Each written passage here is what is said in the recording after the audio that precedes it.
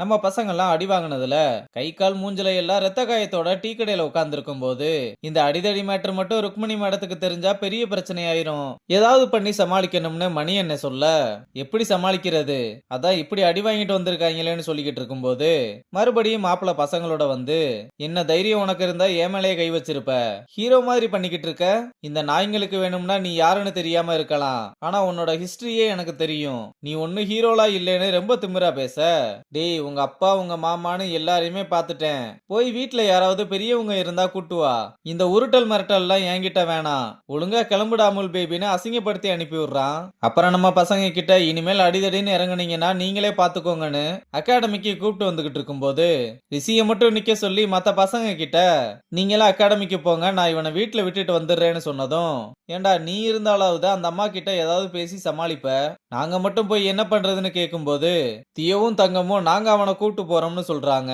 அப்புறம் ஒரு ஆட்டோவை பிடிச்சு அவனோட வீட்டுக்கு வந்ததும், இன்னைக்கு நடந்ததை பத்தி எதுவுமே நினைச்சுக்கிட்டே இருக்காத, அதை எல்லாத்தையுமே மறந்துரு, அந்த பசங்க பேசுனதெல்லாம் கண்டுக்காதுன்னு சொல்லிக்கிட்டு இருக்கும் போதே ரிஷி அவங்க பேசின எதையுமே காதுல வாங்கிக்காம அங்க இருந்து கிளம்பிடுறான். பாவம் பையன் ரொம்ப அசிங்கமா போச்சேன்னு ஃபீல் பண்றான் போல.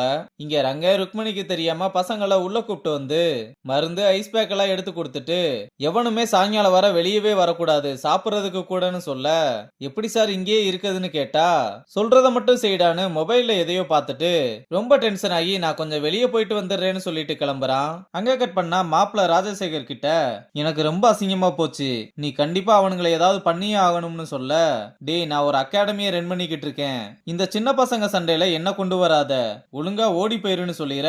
மாப்பிளையும் இதை கேட்டு கோவமா அங்க இருந்து கிளம்புறான். இங்க ஜாக்கி நம்ம பசங்க கிட்ட, அடி வாங்கினதை நினைச்சா ஒரே அசிங்கமா இருக்குடா, இதுல இங்க வந்து ஒளிஞ்சுக்கிட்டு வேற உட்காரணுமா, இப்ப வேற ஒருத்தன் வந்திருக்கான் பாரு, மாத்தையன் மாதிரி அடிதடி பண்ணா கூட பரவாயில்ல, அங்க உட்கார்ந்து அழுதுகிட்டு இருக்கான் அந்த ரிஷி, கிரவுண்டுல நம்ம அகாடமி மானத்தையே வாங்கிட்டான்னு சொல்லிக்கிட்டு இருக்கும்போது மணி இதை கேட்டு கடுப்பாகி, அவன் அங்க ஓகேவா இருக்கானா இல்லையான்னு பேசாம சும்மா அவன் அழுததை பத்தி பேசிக்கிட்டு இருக்கீங்கன்னு மணி அவனுக்கு சப்போர்ட் பண்ணி பேச, உன்னெல்லாம் ஜூனியர்னு கூட பார்க்காம சரிக்கு சமமா உட்கார வச்சு பேசினா இப்படிதான்டா பேசுவ, போடாங்கோன்னு கெட்ட வார்த்தையில திட்டுனதும், இந்த திட்டுறதெல்லாம் என்கிட்ட வச்சுக்க வேணாம்னு சொல்லிட்டு விறுவிறுன்னு அங்க இருந்து கிளம்பிடுறான். அப்ப வெளியே வந்ததுமே தீயவும் தங்கமும் அங்க வர, ரிஷி இப்ப எப்படி இருக்கா என்ன சொன்னான்னு கேட்க, அடப்போடா எங்க கிட்ட ஒரு வார்த்தை கூட பேசாம வெறுவெறுன்னு வீட்டுக்குள்ள போயிட்டான்னு சொல்றாங்க. அப்ப பாண்டா வயித்துல கைய வச்சு தடவிக்கிட்டே இருக்கத பார்த்து என்னடா ஆச்சுன்னு கேட்டா, ரங்க வேற வெளியவே போக கூடாதுன்னு சொல்லிட்டாரு, எனக்கு பசி வேற உயிர் போகுது, தயவு செஞ்சு ஏதாவது ஹெல்ப் பண்ணுங்கன்னு கெஞ்சுறான். இங்க மாப்பிள்ள அவனோட பசங்க கிட்ட அவனுங்களை சும்மாவே விடக்கூடாது, ஏதாவது பண்ணி ஆகணும்னு பேசிக்கிட்டு இருக்கும்போது கூட இருந்தவன் அங்க நடந்ததெல்லாம் வீடியோ ரெக்கார்ட் பண்ணிருப்பான் போல. அதை காமிச்சதும் பசங்களுக்கு பேண்டேஜ் எல்லாம் வாங்கி கொடுத்து நல்லா பெரிய பெரிய கட்டா போட்டுக்கோங்கடான்னு சொல்லிட்டு இங்க மாமன் கிட்ட வந்து வீடியோவை காமிக்கிறான். அவனும் அதை பார்த்துட்டு, என்னடா ரங்கன்லாம் உங்களை அடிச்சிருக்கான், நான் கூட ஏதோ சின்ன பசங்க சண்டை போலன்னு நினைச்சேன், இத கண்டிப்பா நான் சும்மாவே விட மாட்டேன்னு அவன் பிஏ கிட்ட எதையோ சொல்லி அனுப்பி விடுறான். இதுல ஒண்ணு சொல்ல மறந்துட்டேன், ராஜசேகர் கிட்ட வீடியோவை காமிக்கும் போது இவனுங்க அடி வாங்கினதை மட்டும்தான் காமிச்சிருப்பானுங்க.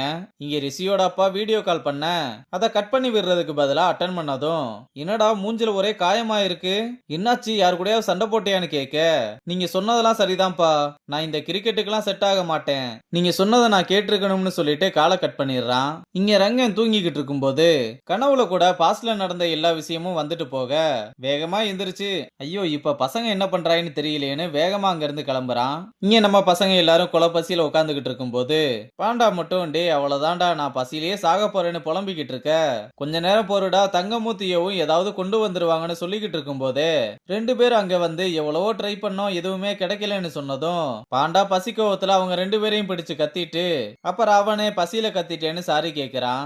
அப்ப சரியா ரங்க 2 பக்கெட் பிரியாணியோட அங்க வந்து ஆளுக்கு ஒரு பிளேட்டை கொடுத்து அவனே பரிமாறி சாப்பிட வைக்கிறான். அப்புறம் பசங்க கிட்ட, இன்னைக்கு தப்பிச்சிட்டோம் நாளைக்கு என்னடா பண்றதுன்னு கேட்க, நீங்க நாளைக்கு ட்ரைனிங் மட்டும் ஷெட்யூல் பண்ணுங்க, மத்ததெல்லாம் நாங்க பாத்துக்கிறோம், எங்க கிட்ட ஒரு சூப்பர் ஐடியா இருக்குன்னு சொல்ல, ரங்கனும் இதை கேட்டு ரொம்ப சந்தோஷப்படுறதோட இந்த எபிசோட முடிச்சிருக்காங்க.